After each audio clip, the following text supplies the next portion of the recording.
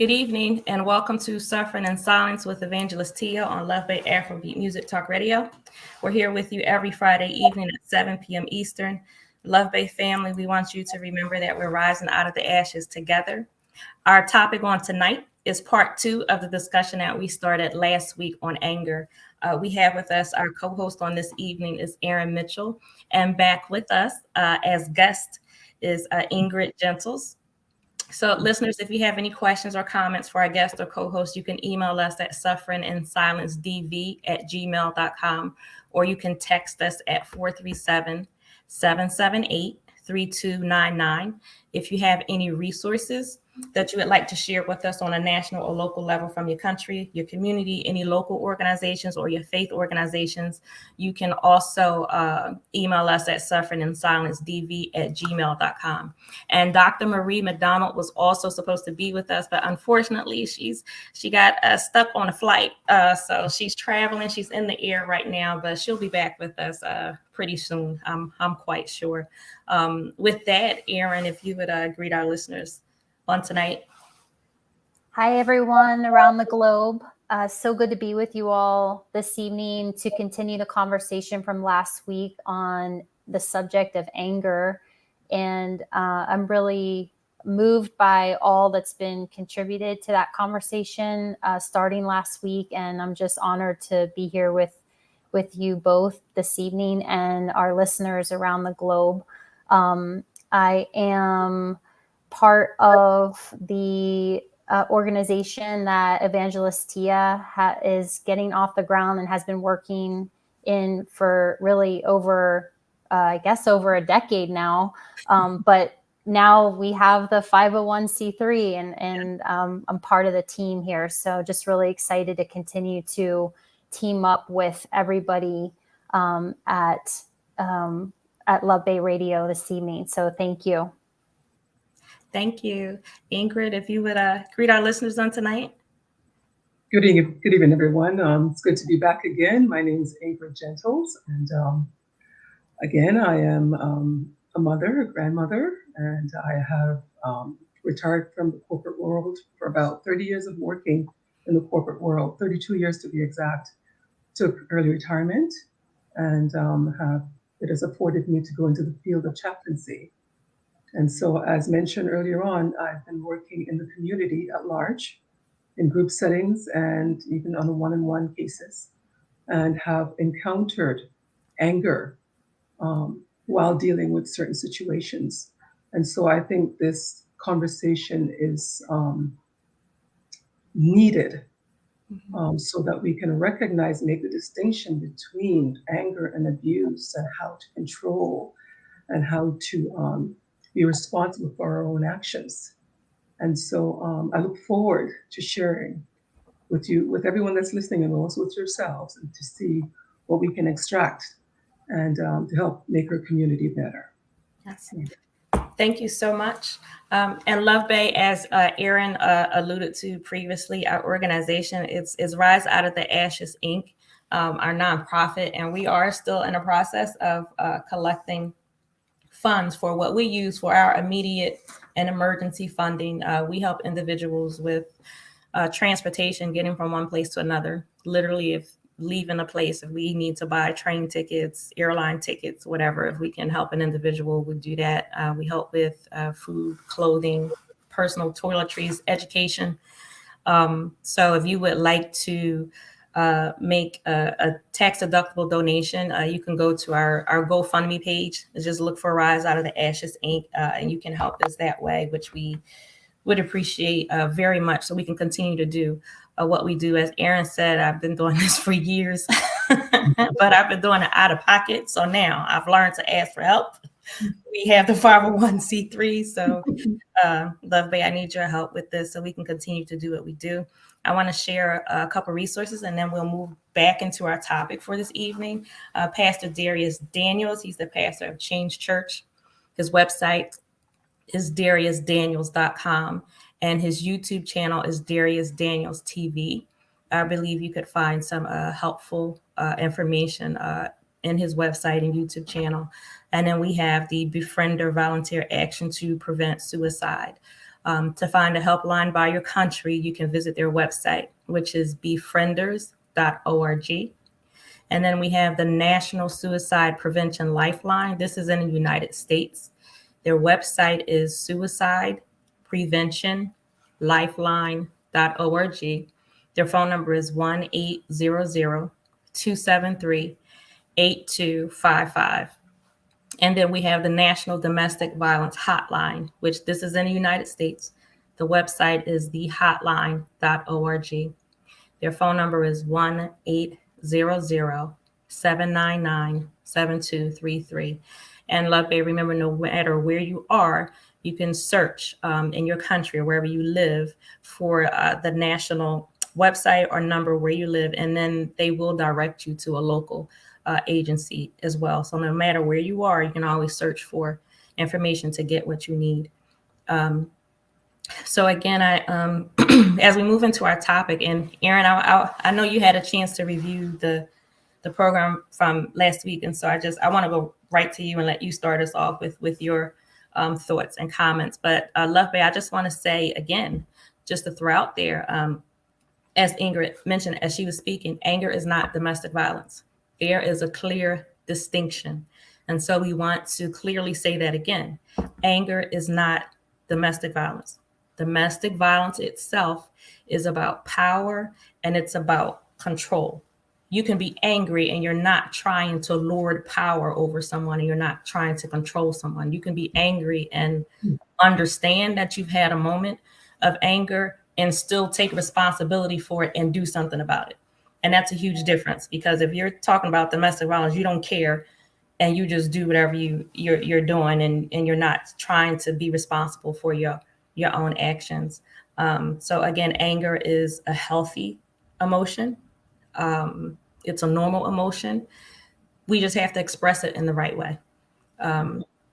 So again, some of us have to learn how to do that. Some of us need some help, and that's okay, because some of us as children or as young adults, we weren't taught or did not learn not only anger, but how to just deal with our emotions in general. So if you're in a place where you are learning, it's okay as long as you actually are and you're moving through the process. So I just wanted to throw that out there. And then Erin, as I said before, I wanted to just go right to you and start with your thoughts on tonight. Oh, thank you so much to both of you for including me in this really important conversation. I had so much come up last week. A couple of things that might, be meaningful to share this evening. I have a background in acupuncture and Chinese medicine, holistic medicine. And in Chinese medicine, there's 5 elements to treat. When you work in classical Chinese medicine, there's 5 elements that are called the constitutions of people's makeup, their kind of essence. And one of those constitutions is the wood element. And there's wood, there's fire, metal, earth, water. And in this perspective of healing, you really get in touch with people and where their characteristics are, and how to support them in healthy movement of the 5 elements in their lives. And each of those elements is associated with an emotion. And the emotion of the wood element is anger. And so even in holistic medicine, it is seen as a very appropriate emotion that, if directed in a healthy way, it leads to creativity. That's its elevated state. Mm-hmm. And so when I was in school, the teacher that I learned this theory from used Martin Luther King as the example of healthy anger. Mm-hmm. Because he took this, he basically, that there was anger inside of him from the suppression and the oppression, and he was able to create the movement that we all have seen as the civil rights movement, and taking that anger and using that in a creative way. And I always thought that was so powerful.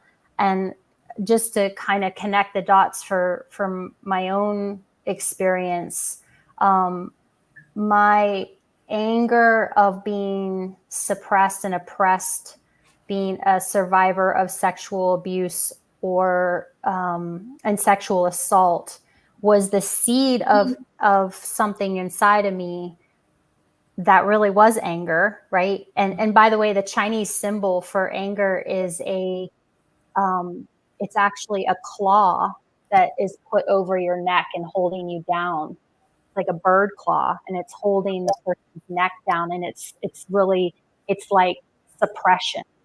And so that seed of anger, of being suppressed and oppressed in those experiences, was the seed of that got awakened in me to create an empowerment and self-defense movement for Indigenous women who are experiencing high rates of murdered and missing incidences. But if I didn't have that experience, if I didn't feel that anger inside of me from that experience, I honestly don't know if I would have been touched in the same way when I heard about that happening. And so I think for all of us, just to know that it's to have anger, have the emotion anger, is a healthy expression of the whole. Yes. It's when it is trapped. When anger is trapped, that's when it becomes in its disease state. So I just wanted to share that with you all. Okay. So I think, first of all, dog barking is okay because we do things live here. But I think what you said is beautiful. And I think, you said healthy anger. I think what you described is a righteous anger. I think that's a good anger. And anger can be demonstrated in a healthy way, as you just said, as opposed to being a victim of something. It could be assault, it could be physical, it could be emotional, mental, or whatever. But as opposed to being a victim and saying, I'm going to get you back. I'm going to hurt you the way that you hurt me, or I'm going to hurt you more, but I'm going to make you feel it some kind of way. That's not anger expressed in a good way. But when you take it the way Erin, you just described as a righteous anger, you take it and you're doing something with it. Now you're speaking about it. Now you're speaking on this issue. You're making others aware. The self-defense that came out of it. Now you can teach this and share it with other women and specifically in the Indigenous community. Something wonderful came out of that. Now that's not to say you have to be hurt in order to be able to do something good. But I think that is saying something was done to me. I did not like it. It did hurt me, but I processed it. And once I processed it, I was able to take it and do something with it. I was able to take it and do something positive to help someone else, to help a whole community. I mean, you've touched individuals around the globe with your story and what you do. So I think righteous anger is something good. It is something that, we should strive for. If something is going on, if you are being oppressed in any kind of way, no, you shouldn't just sit and take it. You should be able to stand up for yourself, stand up for others, do what needs to be done in a healthy manner. So no, you don't just have to sit and take whatever is coming to you. And also, if something happens, you don't have to sit and just let it build inside you to where you physically, you're just blowing up or just melting down. No, you can take anger and you can do something healthy and positive with it. Ingrid, you want to add to that? Oh, yes. I believe that responding in a manner that aligns with our core value and our virtue is righteous anger. Our core value, what we believe in, what things that are good, what we believe in, the foundation, the core value of who we are. If we can respond in a manner that aligns with who we are in that sense of being virtue and goodness, I believe that is the beneficial, best way to approach anger. is to turn it into something positive. I believe Erin mentioned being creative. You get to a point where your creativity is expanded, and you are learning how to align yourself with negative information or negative uh, physical assault, if I want to put it that way, and learning how to turn that into something positive. I believe when you respond negative for negative, there's nothing good that can come from that. Absolutely not. When anger shows up in that negative way, that someone hurts you and you want to hurt them back, that is not, you're not going to get a positive result from that. So I believe the best way, to me, as far as I'm concerned, the righteous way, is to find a way that aligns with you, the core value of who you are as a person, and respond in that way that, the person that is inflicting the anger does not get the upper hand. You do not give them the upper hand. Your response should solidify who you are and take your position and your stance. And that needs to be respected. Yes. I think that was beautiful. Your response should solidify you, who you are, how you want to move forward, if you want to move forward, whatever you want to do. And I think just that point of being creative, whenever you do what you do, it does not have to be for the world. It does not have to be a public thing. You can write a book for yourself.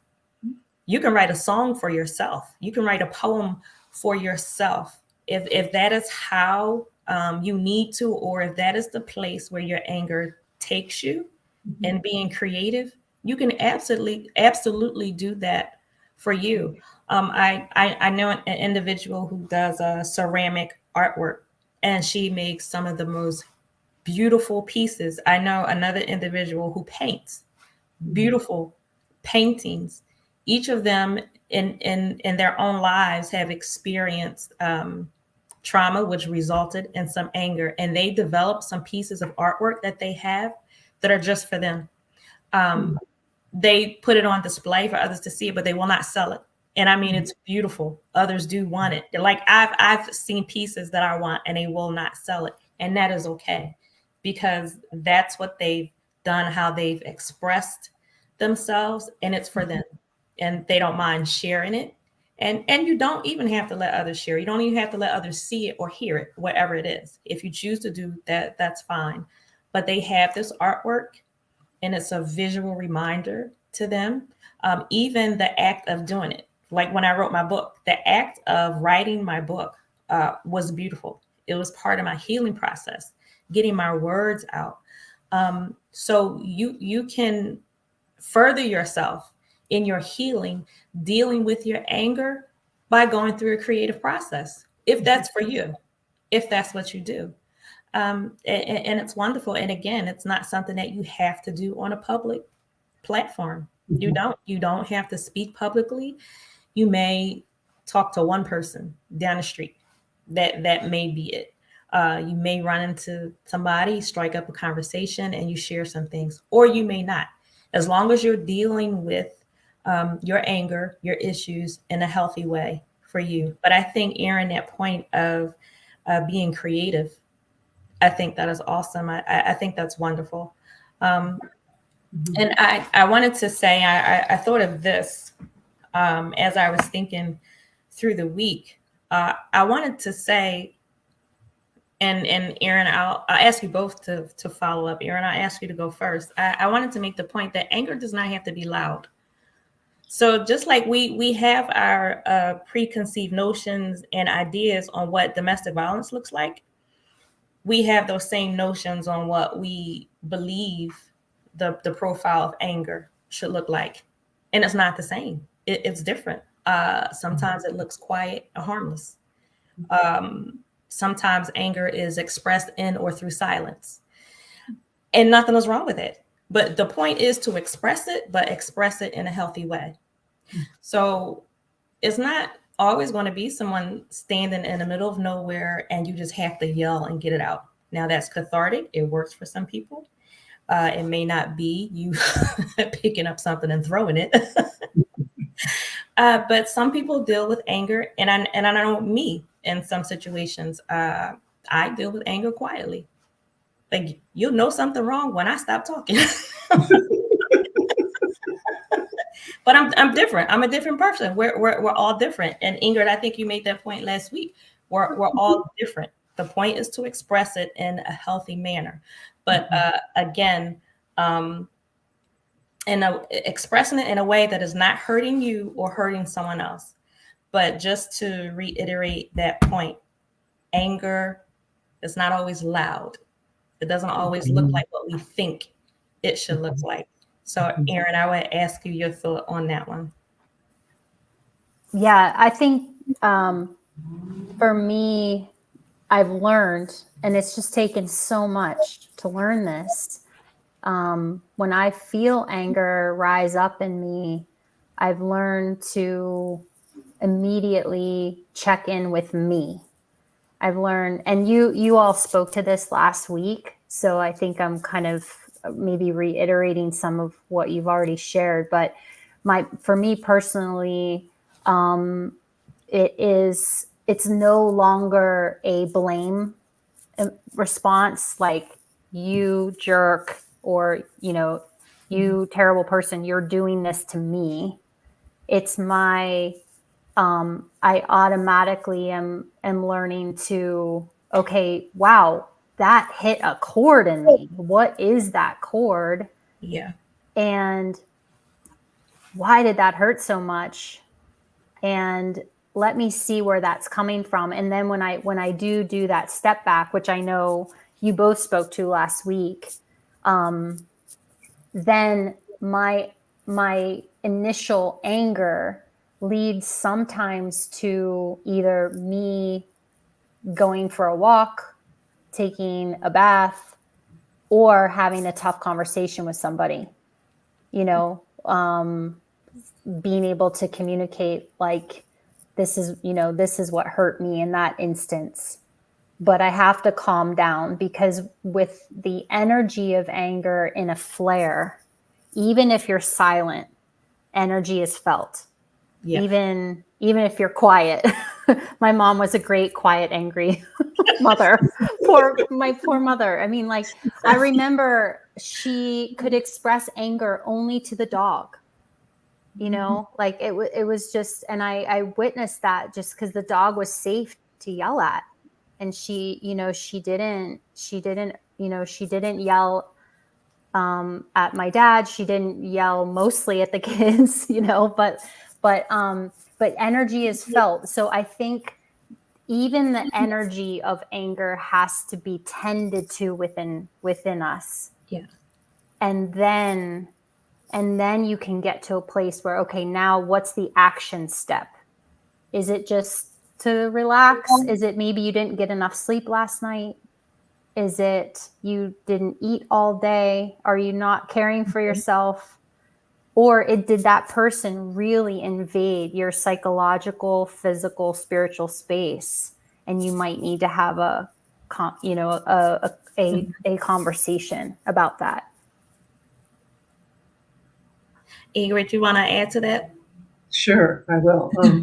You mentioned earlier on, Tia, that when you go quiet, Mm-hmm. because you're in that space sometimes. And for most women, because we are so emotional, we're emotional creatures, and we're made up different from men. We like to express. We want to talk. We want to, when things are wrong, we want to talk about it. We want to get this situation under control so that we're not being affected, as Erin just mentioned, psychologically or emotionally. And so we tend to talk a lot. But when a woman stops talking, I think the male needs to pay attention to that. When your partner or your spouse or your wife who stops speaking, that is an indication of a red flag, and you really need to pay attention to that, because we tend to be more expressive. And once we start to go inwards and being less and less expressive, it could mean that we are getting to a place of having enough and wanting to shut down. So for any males listening out there, I just wanted to put that out there, that please pay attention to that. When a woman, particularly, because men, they like to go into their caves, the man cave, we know the expression, they can go quiet for a while and they come back out and it's like everything is fine. They go back into the cave, they go into their head and they try to figure out how to work out the problem on their own. But when a woman starts to pull away and become silent, especially for a long period of time, you need to pay attention to that. You had mentioned earlier on that there is the silence that we need to recognize, is that silence, anger, and silence kind of go together. But what I'm trying to say is, I've known individuals, okay, Tia, so you can be angry and you can get quiet and you can go into your room or into your separate place from where your spouse is. And you become quiet. You have nothing else to say. And you stay that way for a while until you are able to come together and have a discussion. There are some people who use silence as a weapon, a literal weapon, where they are, as Erin mentioned, invading your psychological and emotional state. And you need to be cognizant of the difference between the two. You need to know when it's just she's gone quiet, she's upset about something and she's quiet, she's not really talking right now. Oh, I'm in the doghouse, that kind of thing. But when someone uses it as a weapon, I've known people who have not, they're in the same space and they haven't, no conversations for 2 months, 1 month, 3 weeks. That is not healthy. Yeah. What you are doing now is using that silence, that anger, silence, that energy that you are sending to the other person is really to mess with their psyche. Okay? And so whether you're a male or a female, it doesn't matter. That can be expressed from either gender. It really doesn't matter. All I'm saying is pay attention. Know the difference between he's gone quiet, she's gone quiet, or he is trying to punish me, or she's trying to punish me. We need to be able to make that distinction, because I am telling you, silence for a long period of time can impact you and affect you greatly. Yeah. And you should never let anyone take you to that place where you become, it feels like you are nothing, you are no one. You don't matter. You're not there. I don't see you, even though we are in the same space. Yeah. And so we need to make the distinction between healthy silence and angry silence. The one that wants to totally, that the mens rea one that I spoke about last week. Yeah. That is when that person has decided, I'm going to show you, I'm going to fix you. You're nothing. You don't exist. I don't have technology. We can go on with our lives. We live in the same place. So we have to be careful and be able to make the distinction between the two for your own self-preservation. Yeah, because that can hurt just as much as actual words. That can hurt just as much as a physical touch. It really can, because it works to tear down your psyche, your character, your integrity, your self-being and your self-worth. It really does. Erin, were you gonna say something? Yeah, I love that. I think that for me, I did grow up with some of the silent treatment that is very, very piercing. I watched that dynamic with, my parents. And I'm so glad you brought that up, because I think you can model healthy quiet time. So for example, if with your partner that you're going to be taking a minute to get yourself calm, just speaking that, hey, I'm feeling a little fiery right now. Please don't take this personally, but I'm going to need the day to just get my thoughts together and make sure that I'm not reacting in a way that's not called for right now.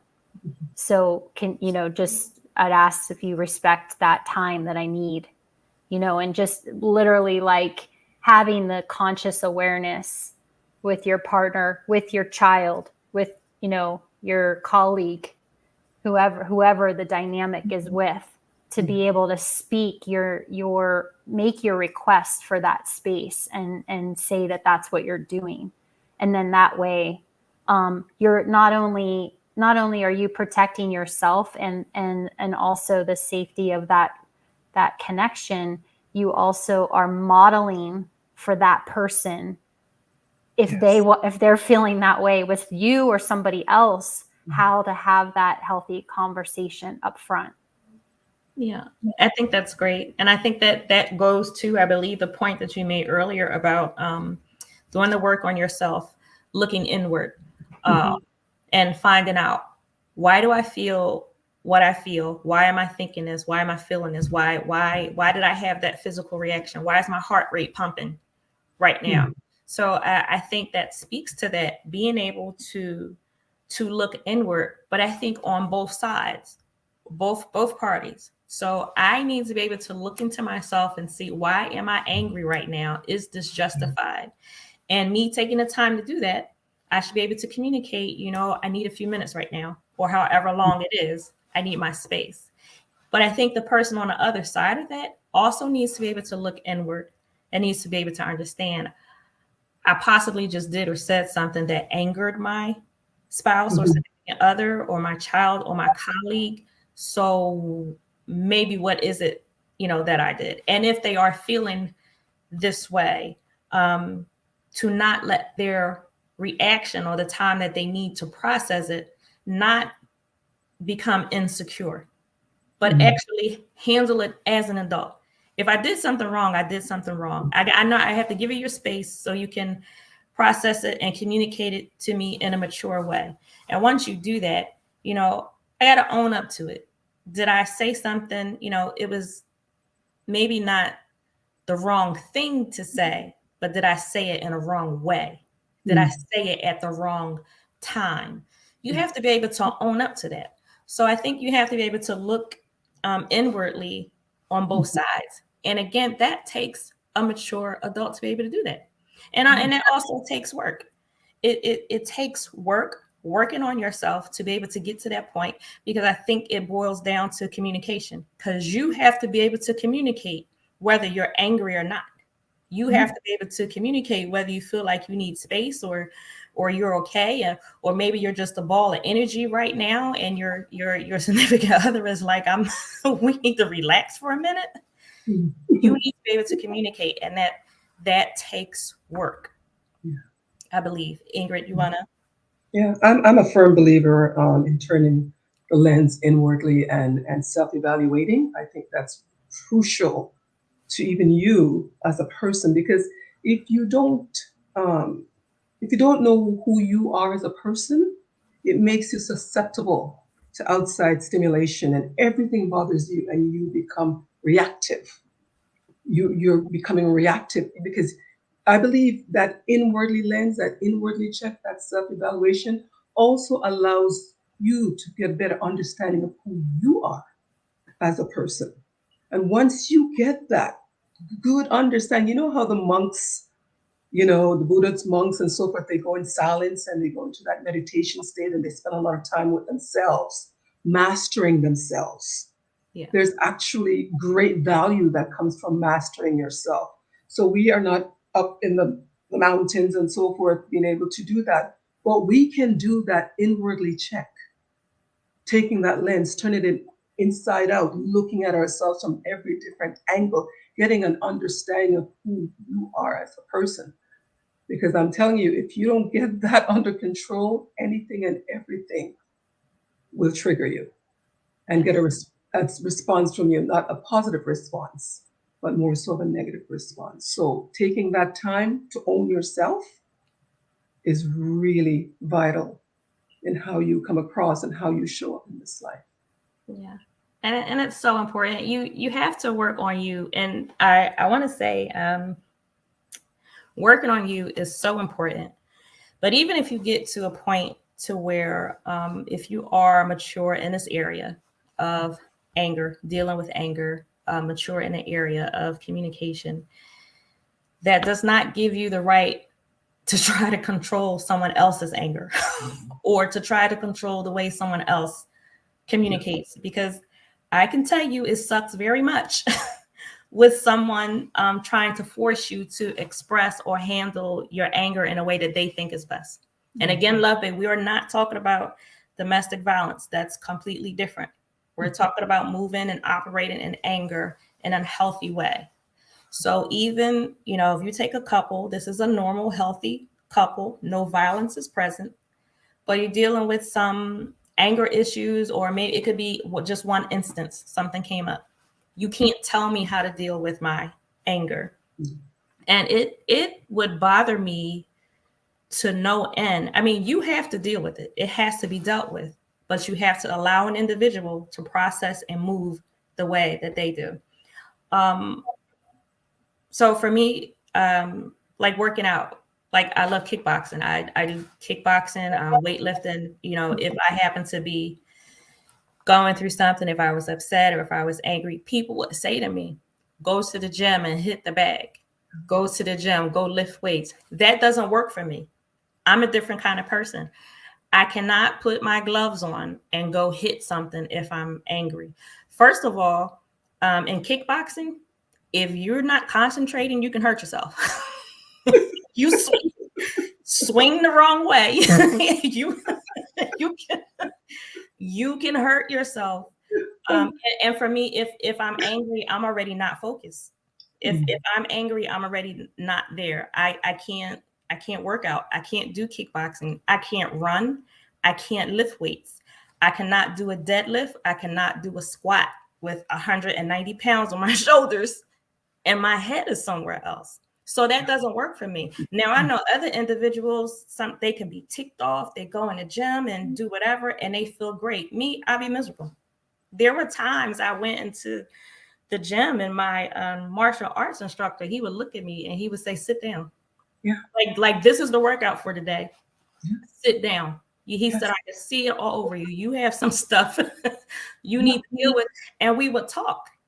Because if I tried to do anything, I would have ended up physically hurting myself and I would have had a miserable time. So whatever I was feeling, it would have already been worse. So I would have made it worse. So all that to say, the way that I process and deal with my anger, as long as I'm moving forward, as long as I'm making progress and I'm getting to my peace, then that's how I need to do it.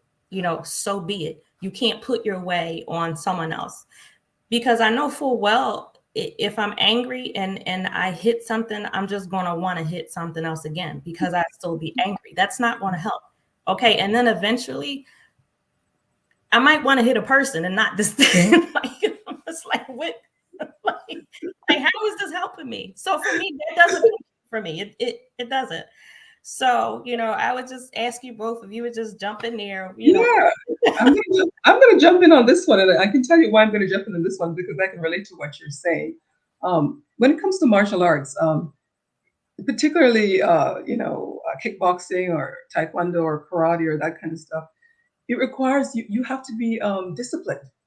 Yes. And the moment you lose discipline and you start acting out of anger, you're all over the place. You will hurt yourself. There's no question about it. I studied Taekwondo for 17 years. I'm a first degree black belt. And let me tell you something, I've gone to tournaments. And one of the things I learned earlier on in tournaments, I learned the hard way, my instructor, my first time doing tournaments. And I remember in Montreal, and I'm a pretty tall person. And this girl, she's French and she's pretty small. And, this was my first couple of tournaments in the beginning. And I got to tell you, when I got hit a certain way, I got angry. And of course, when I got angry, I'm just going. And she's just coming in and just making precise shots. And my instructor just said, you come sit down. You are not ready for this. You cannot be angry and be in a sparring situation. It doesn't work well. You always have to be focused. You always have to be ready. You have to be disciplined. You have to anticipate the other person's move in terms of how you're going to protect yourself. So if you're going like a bull, in a just Yep. Bull in a facing china shop. face, let me tell you, you are going to hurt yourself or you're going to get hurt. So discipline is required even in martial arts. Discipline is required even in your home. Discipline is required in yourself as a person. Even when we're talking about dealing with the various degrees of anger, discipline is a huge part of that. And so if we just allow our bodies and our egos to just control us, and we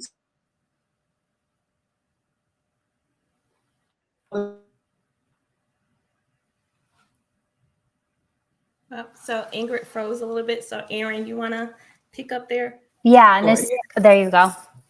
Yeah, you've lost control. I don't know what happened there. You've lost control of yourself in the argument, in the conversation, in the ring, boxing or kickboxing. Yep. Every time you lose control, you lose the argument, you lose the fight. Doesn't matter on what level that is. So we need to, again, that inwardly turning that lens in and is self-evaluating yourself is a form of self-discipline. Yes. And let me tell you, anytime I messed up, my instructor made me do it again, whatever it was I messed up. Yes. Correct. Yeah. I wasn't trying to be in there all night anyway. So Erin, you wanna? Yeah. I love that you brought this up because I honestly never really considered that, because I think the going, I don't know, recommendation is to blow off some steam, go to the gym, and then you get people. I remember doing that. I threw my back out actually, but didn't put two and two together. And the other thing too, I think, is again, getting back to Ingrid, what you're saying about that, reflecting on what you need and all that is so true, because it, maybe a nice long run would be good for you. Even traditional medicines will say about like the motion of the arms. The frozen shoulder is a typical stuck anger pain. Yes. When you hear about people getting that, not always, but that can be an indicator. An eye twitching, it's like, it's this up and outward energy. And so boxing might be good for some, like just to, again, release that tension that the body is holding. But all the things that you're saying right now is like a really good reason not to do, like it really has to be that self-reflective, what does work for me? What is a healthy release for me in this situation? Physical punching the pillow, screaming into the pillow, while you're driving, like, screaming at the wheel and rolling up all the windows and drop the kids off and,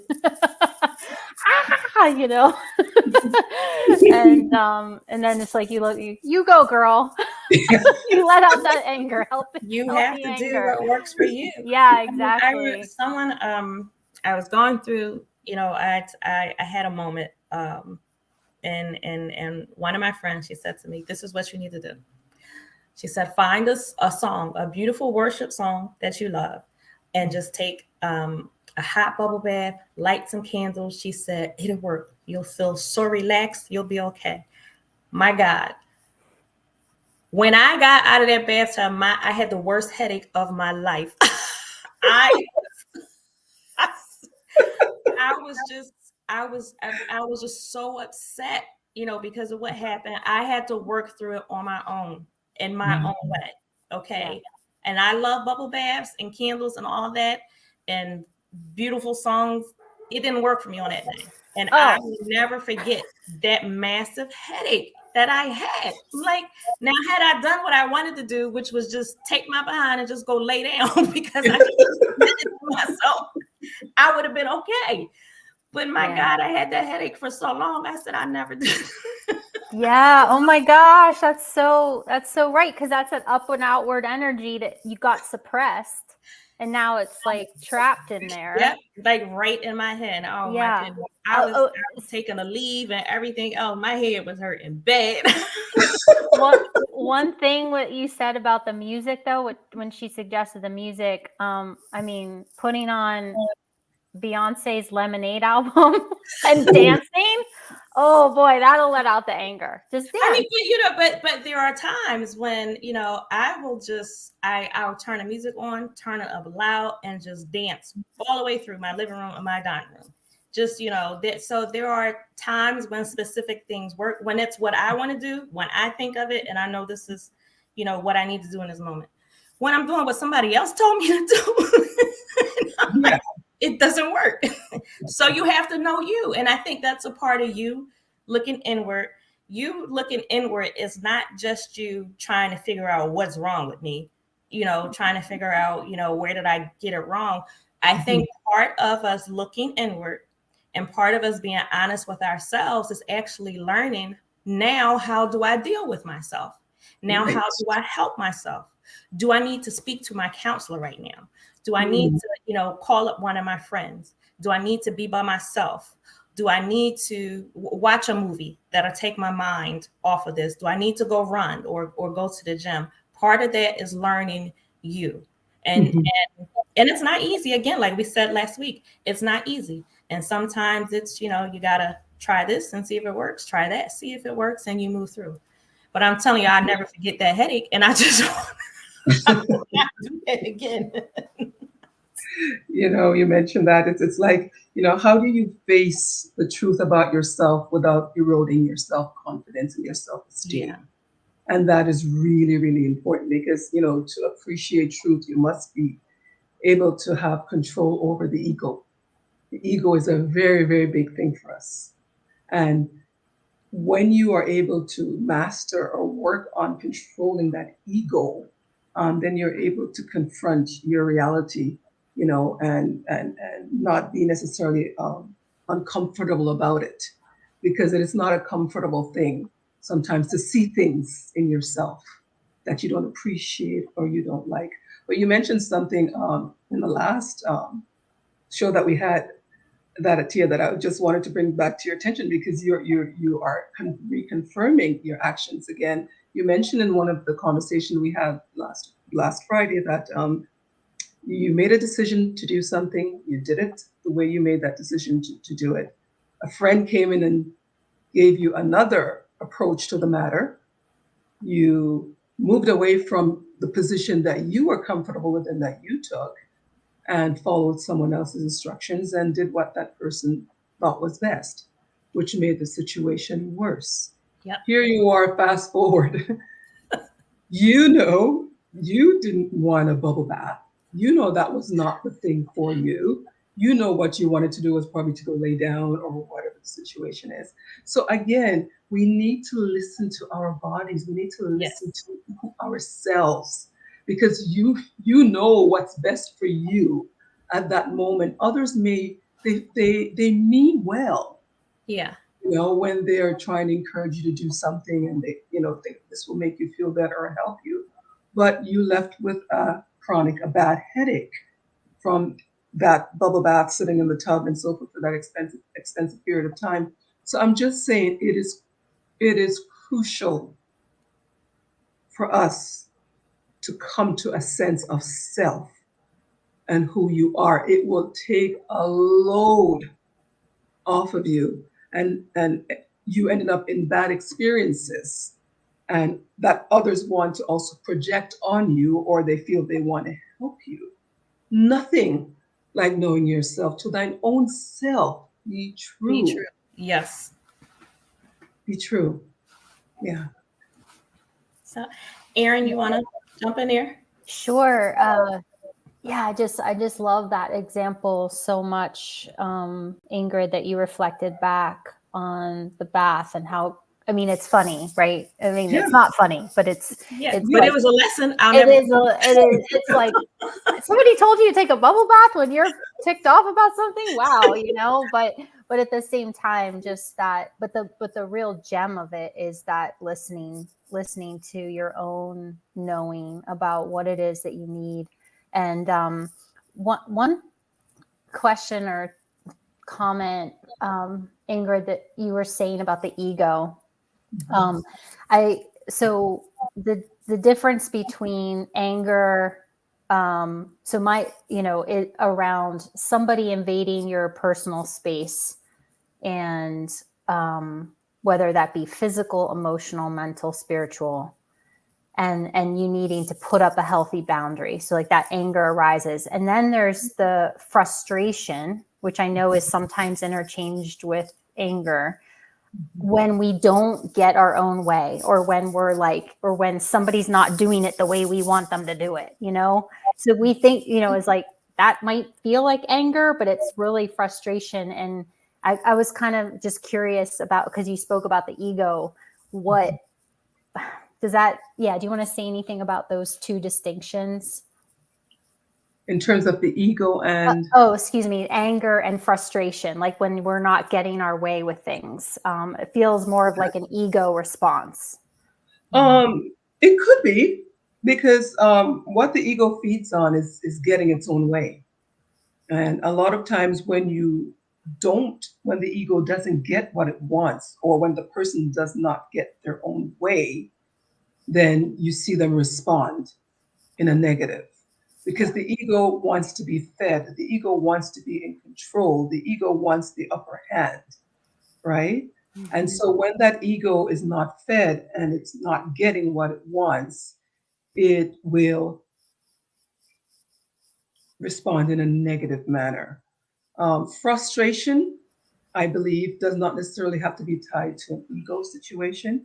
You can become frustrated with a situation because you have just been enduring a particular situation that is not helpful to you, whether that be verbal abuse or physical abuse. After a while, you will become frustrated, and that's healthy. It's just like we talked about healthy anger and demonstrating in a positive way and demonstrating in a negative way. It can be positive or negative. Frustration can be positive or negative depending on what's feeding that frustration. Mm-hmm. And as long as it's not the ego wanting to get what it wants, but you as a person have had enough of being eroded and being constantly, put in a position where you have to, surrender to some sort of assault, whether it's verbally or physically, you are entitled to be frustrated. Mm-hmm. That has nothing to do with the ego. That's now self-preservation. And so I believe that's the distinction between the two of them. Yeah. Thank you. Yeah. So Ingrid, I want to,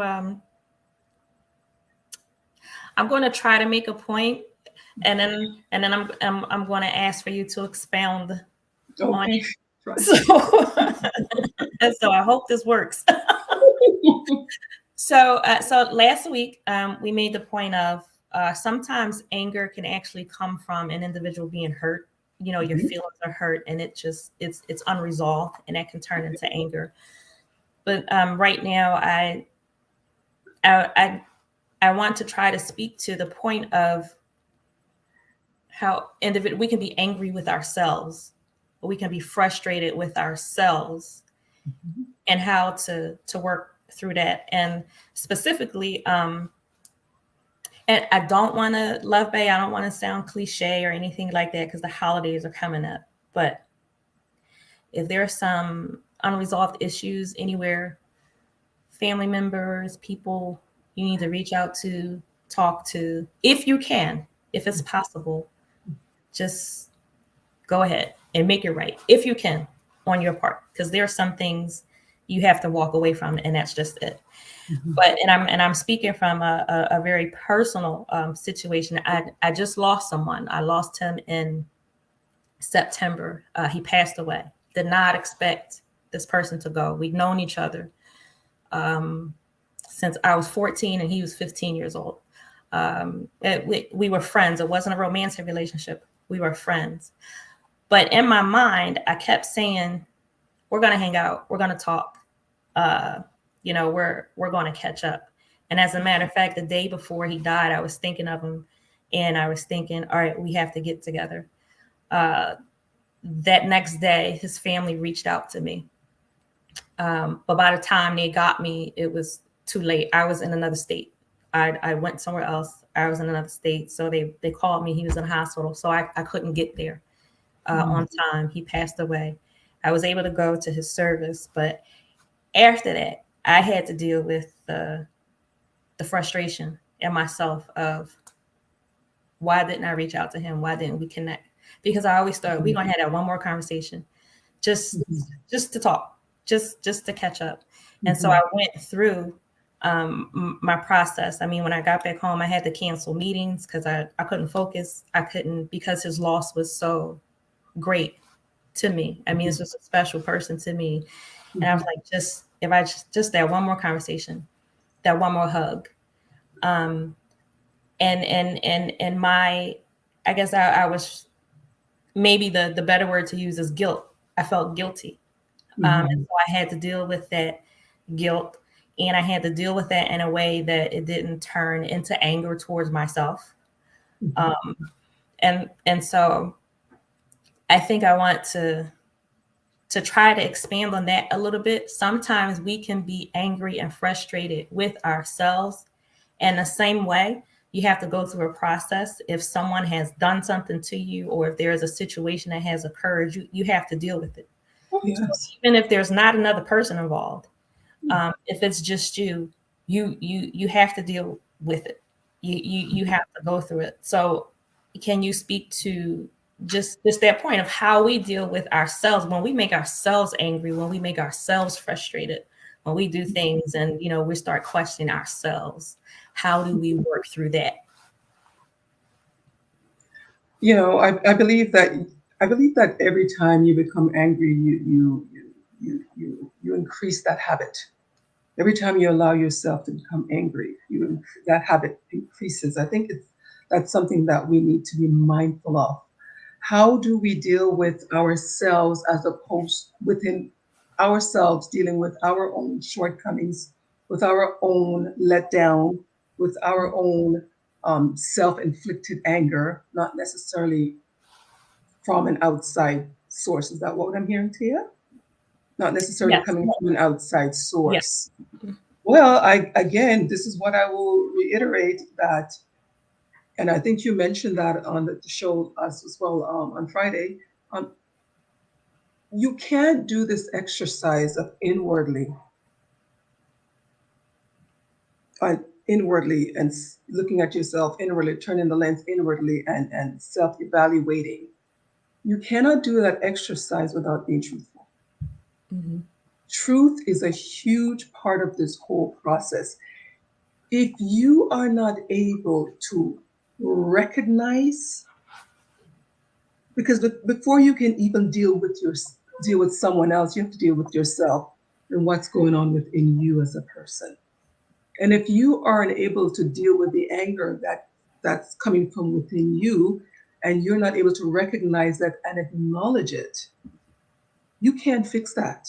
The first step in turning the lens inwardly and doing the whole self-evaluation process, the first step of that is to look at what you see within you, be truthful about it, recognize it, acknowledge it.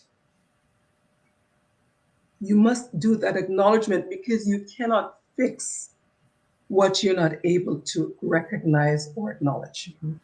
So whatever is going on within you internally as a person, you must come to that place of truth first. You can turn the lens all you want, but you can also turn the lens and you can also self-deny. That can occur. So when you turn that lens inwardly, you need to be truthful. You need to be truthful about how you're feeling. I remember you saying on the last show that you experienced emotions that you knew that wasn't right. At that time. You were able to know that. You were able to recognize that. And you were able to acknowledge that to yourself. And I remember you saying you had to actually speak to yourself at that moment. Okay? So My suggestion, my response to the question and answer to the question that you're posing is anyone who's dealing with any internal conflicts that they're dealing with internally, perhaps from childhood, perhaps from sources that they don't even know or remember, but they know how they're feeling inside. Acknowledge your feelings. Acknowledge these negative emotions that you're experiencing. Call it out what it is. Recognize what it is. And then from that step, you can now move to deal with that. Perhaps get some help, get some counseling, seek outside intervention, because there's some things, depending on the depth of the anger or the depth of the injury that you're experiencing, there's some things that cannot be worked out by yourself. And you may have to come to a place to recognize where you need intervention and seek that intervention. So before you get to the external phase, do the recognition phase, acceptance phase, call it what it is, own it. And if you can't resolve it, seek outside intervention. See how someone you can get help through counseling, whatever the situation may be, to deal with yourself internally. That would be my suggestion. So, I mean, that's absolutely great. I want to say hi to Caroline. We saw your message saying hello. So hello, Caroline. Thank you for being with us. But Ingrid, I want to say that what you said is amazing, because as I began to process his loss, not just his loss, but it was like I didn't have that last chance. Like I missed out on that last chance, that last conversation. And so I knew I had to dig deeper. And I did talk it through. And Love Bay, like all my friends are pastors and counselors. And so it's like, I can make a phone call to just about anybody and work. But, I remember I talked through, with one of my friends, and it began to come out of me. It wasn't just feeling, I missed that last moment, that last conversation. I started processing, the time that we had together, our friendship, like things that went wrong, things that were out of our control, things that adults did in our life, because we were kids when we knew each other. I started processing all of that. All of that came back. And so I realized there was some stuff, again, from my childhood that I hadn't dealt with that was coming back to me through the loss of him. And so I agree, being truthful, being honest, and not that it's easy, because just the fact that he died, that was hard enough. And then going through understanding, that chance is gone. We won't have any more time together. We won't have another conversation. I won't get, another hug. That's not going to happen. But realize there are some other factors in both of our lives that other people had a hand in that hurt us both. That I had to go through that process, and it wasn't easy. So being truthful, being honest goes a long way to dealing what we would identify as hurt, as anger, as frustration.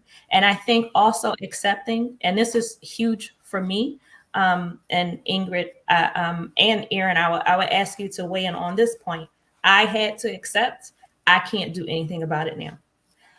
He's gone.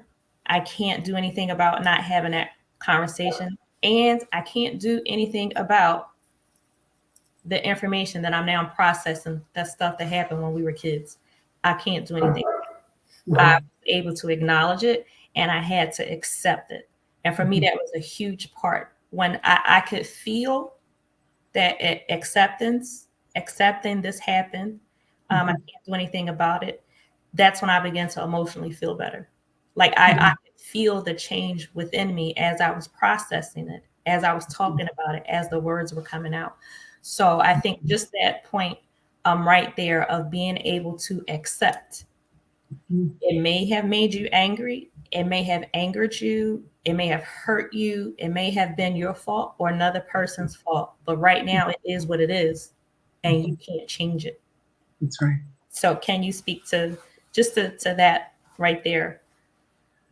I think I would say to what you're just saying is without acceptance, you can't really have closure. Mm-hmm. Acceptance allows you to have proper closure to a situation, whatever situation you're facing. Once you have come to terms with it and a process have come to a place of accepting it, it's when you're unable to accept things that you're in that state of guilt state that just won't go away. You have to come to a place that once you accept it, you're now able to close that chapter of your life and move on with your life. Thank you. Erin, you want to? Yeah, that it's a beautiful example. I think we've all been there, and that's why I love that you're sharing that. You know, that kind of that hurt whenever you wish you would have done. Whenever I wished I would have done something differently, and there's hurt, there's anger, frustration, all the emotions we've been talking about can turn into grief if you know that's, I'm sure, mixed in there as well. So I really love what Ingrid was saying about owning it and calling it what it is. I also have learned the reason why sometimes I'm better at it now. But again, Ingrid, you were talking about, like, if you let that anger rise, it becomes a little bit of a habit, right? Like that go-to emotion. And so, so I think naming it is also a practice that we all have to practice. And also making sure while you're in that process that, you know, that you don't have the punisher being the loudest voice. You know, calling it what it is having an equal share of that, like truth telling, owning your stuff, and also a compassionate, you know, like a voice inside of your head, that person that inside of you that stands up for you like your best friend would. You know, but it has to be inside of you. That voice has to be inside of you. So the reality of really, what were you going through? What were you juggling? Did you have self-compassion? As you were saying, actually, I could have called, you know, like both, it's the truth and the self-compassion. Not that they're different, but you know, it's making sure you have that kind voice inside of you built up. And if you have that more browbeating voice that's been taught, you know, then you have to make sure you get good allies with you that can be that voice of reason, that can see and have that compassion for you when you can't have it for yourself. Thank you so much. I want to thank you both for being here with us on tonight. I truly believe that this is just a helpful conversation. I really do. I want to give you both a moment to leave Love Bay, our Love Bay family, with a final word from you each. But my final word for this evening, and again, I don't want to be or sound cliche, but I really believe, since I'm experiencing this right now, it may be touching somebody else at the moment, because it's a real thing. If you need to reach out to someone, do it. And you do have to know and understand when enough is enough, because there are some things you just have to be as peaceable as possible and a step away. But this was not that situation for me. This was not that. This was just we just didn't connect in that time. Like, just putting it off. So if there's something that you've been putting off, don't put it off anymore. And I'm speaking to you from that personal experience. And Love Bay, I told you all, before, about my rings. Have a ring on almost every finger. My rings mean something. Well, when he passed, I got a ring. I got a ring with his birthstone in it. That was something special for me. So just, if there's something that you need to do, do it. Somebody you need to speak to, do it. If you need to send a quick note, do it. If it's on your mind, do it. And that's what I want to leave you with on tonight. So with that, Ingrid. Wow. Yes, I concur. I agree with all that you just said, Tia. I just believe that You know, emotional intelligence is the ability to manage our own emotions while taking into consideration the others around us, how they express themselves, how they choose to express themselves, because we are different people, we have different personalities. We can't put everyone in a box, and we can't put them in our box either, making them, controlling them, wanting to control how they choose to express, even though we may not be in agreement, and maybe we may not even be right. But we certainly have the ability to control how we respond to a situation. And I believe that we should always respond in love. Yes. Erin? This has been beautiful. I would say that just a reminder, anger is not bad. We have a right to that sacred emotion, and it's how we choose to direct it is where our power lies. And just embracing that emotion in yourself and not denying it, not suppressing it, and finding some of the ways that have been shared on this show and in other places that you can find a healthy way to distribute it and release it, and be creative with that power. Thank you so much, ladies. Thank you for being with us. Love Bay, I'm glad that you're here with us on tonight. Ingrid, definitely, we would love for you to come back with us when you have some time in the future. This has just been amazing. I was looking forward to this conversation all week. And so I'm glad that it happened. And I missed you, Erin. So